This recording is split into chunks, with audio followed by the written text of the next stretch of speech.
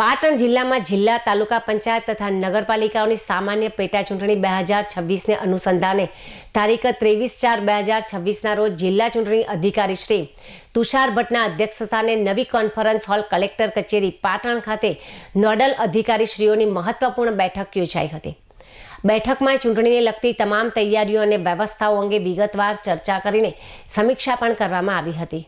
બેઠક દરમિયાન જિલ્લા ચૂંટણી અધિકારી શ્રીએ મતદાન મથકોની 100% ભૌતિક ચકાસણી પૂર્ણ કરવા તથા જરૂરી AMF સુવિધા ઉપલબ્ધ કરાવવા સૂચનાઓ આપી હતી।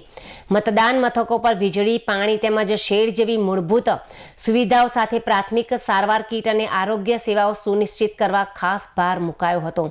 દિવ્યાંગ મતદારો માટે અનુકૂળ સુવિધાઓ ઉપલબ્ધ કરાવવા અને મતદાન કર્મચારીઓને યોગ્ય તાલીમ આપવા અંગે માર્ગદર્શન આપવામાં આવ્યું હતું। આ ઉપરાંત પોલેડ EVM ના સુરક્ષિત સંગ્રહ માટે સ્ટ્રોંગ રૂમની વ્યવસ્થા તેમજ રિસીવિંગ, ડિસ્પેન્ચિંગ તથા કાઉન્ટિંગ સ્ટાફની નિમણૂક અને તાલીમ, મતદાન સ્ટાફ માટે વાહનોની ઉપલબ્ધતા તેમજ ઉનાળાની પરિસ્થિતિને ધ્યાનમાં રાખીને પાણીની યોગ્ય વ્યવસ્થા અંગે પણ ચર્ચા કરવામાં આવી હતી। પોસ્ટલ બેલેટ કાઉન્ટિંગ કામગીરીમાં ચોકસાઈ જળવાઈ રહે તે અંગે ખાસ સૂચનાઓ પણ આપવામાં આવી હતી।